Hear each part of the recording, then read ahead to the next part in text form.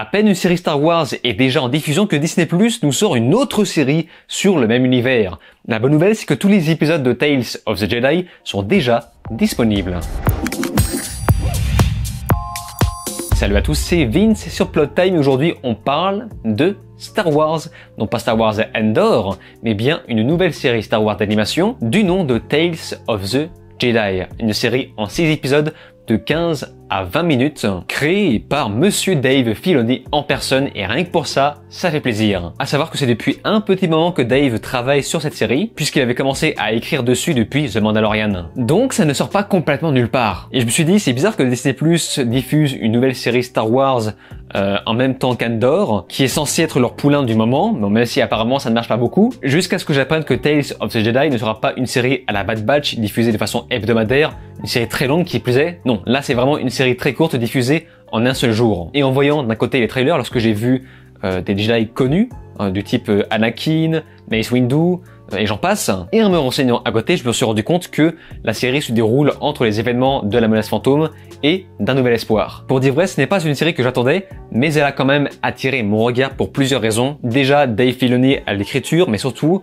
un style d'animation très proche de celui de Clone Wars, mais avec un style qui semble être légèrement plus réaliste, avec un ton traité de façon beaucoup plus mature dans l'écriture, dans les dialogues, un ton qu'on retrouvait beaucoup dans ma saison préférée de Clone Wars, la saison 7. Bref, ça a l'air plutôt stylé, donc voyons voir un peu ce que ça vaut.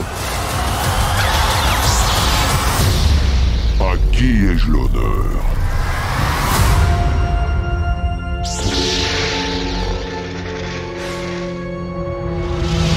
Tales of the Jedi est en fait une série de 6 courts-métrages nous révélant les origines des Jedi emblématiques. Nous allons en apprendre davantage par exemple sur Ahsoka Tano, ainsi que le Comte Dooku. Et évidemment, vous en dire plus sur le pitch vous spoilerez le reste, donc on va éviter. Arrivé à la fin, je n'ai eu qu'une chose à dire, mon Dieu ce que cette série est courte. Le premier épisode prend bien le temps d'installer les bases avec la naissance d'Ahsoka, et en regardant le timer de l'épisode, je me suis dit, oh putain, j'en suis déjà à la moitié. Pourtant, il ne se passe pas spécialement grand chose au démarrage. Mais on est quand même happé par les événements. C'est tellement court que je me suis demandé pourquoi ils n'ont pas simplement fait un film à part entière, un film de 2 heures, voire beaucoup moins, parce qu'en fait, si on accepte le générique, un épisode peut aller jusqu'à 15 minutes.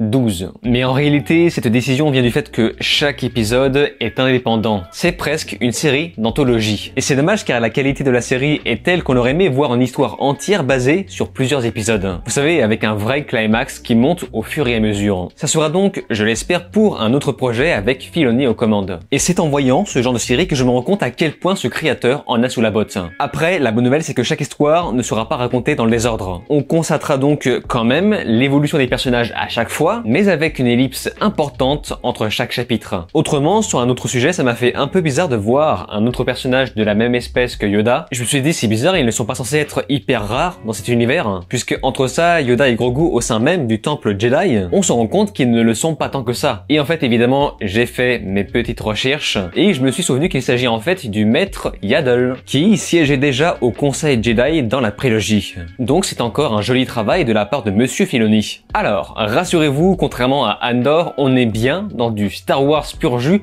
dans cette nouvelle série d'animation. C'est-à-dire que Tales of the Jedi ne cherche pas à faire comme chez nous dans un futur lointain, il cherche au contraire à faire comme Star Wars, la prélogie, et ça se voit. Mais ce qui me fait surtout plaisir, c'est le fait de retrouver tout ce charme de l'univers avec les Jedi. Les longues capes accompagnées de leurs sabres, la composition d'images y joue pour beaucoup. Pareil pour les scènes d'action qui dégagent un espèce de style soigné sur chaque plan, c'est fluide et proprement découpé. Alors ensuite, concernant le doublage, il faut savoir que Liam Neeson reprend son rôle de Qui-Gon Jinn, même si on ne l'entend pas beaucoup, et apparemment c'est son fils Michael Richardson qui double sa version jeune. Mais me concernant, j'ai choisi la VF, et d'ailleurs Liam Neeson a son doubleur d'origine, ça c'est cool. J'ai eu affaire à un guerrier de grand talent, un guerrier familier de l'art des Jedi. Pareil pour Anakin et Obi-Wan. Pour le reste, même si on est sur un format série, chaque épisode est proprement monté comme un court-métrage bien dosé. On a littéralement une introduction, un milieu et une conclusion à chaque fois. Ce qui fait que chaque épisode peut se regarder indépendamment. Et après ça, une partie quand même très importante, le visuel. On est complètement dans le visuel technique et artistique de la dernière saison de Clone Wars. D'ailleurs, à tel point que si on n'a pas vu la dernière saison de Clone Wars,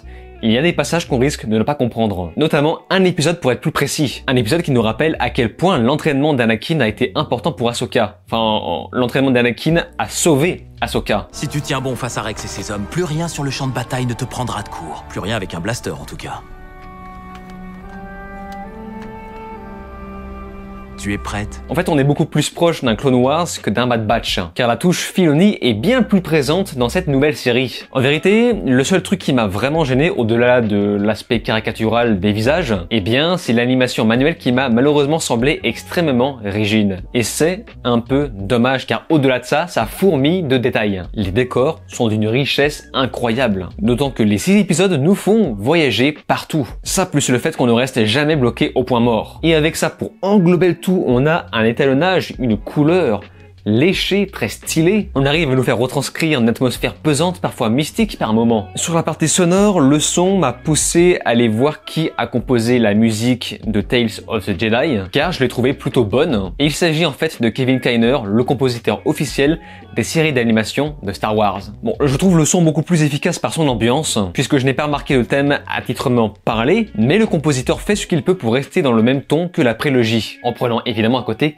quelques libertés. Star Wars Tales of the Jedi est donc une bonne petite pioche, très fortement recommandée pour ceux qui ont adoré Clone Wars, notamment la dernière saison, mais on aimerait en voir tellement plus au vu du potentiel de Dave Filoni. Le seul vrai point noir, comme je vous l'ai dit, c'est la rigidité de l'animation. Mais il faut reconnaître qu'il y a un petit régal dans tout ça. L'origine des personnages n'a absolument pas été bâclée, c'est vraiment une série qui va s'emboîter parfaitement au sein de la saga Clone Wars et Bad Batch. Donc pour faire simple, regardez cette série, surtout si vous connaissez Clone Wars. Mais si c'est déjà le cas, si vous avez déjà vu cette série, et bien comme d'habitude, je vous invite à me faire part de vos avis dans les commentaires, j'y porterai attention. Et c'est donc sur ces mots qu'on se laisse, n'oubliez pas de vous abonner à ma chaîne YouTube, cliquez sur la cloche, souscrire si vous le pouvez, et me rejoindre sur les réseaux sociaux. Je vous dis alors ciao et à la prochaine.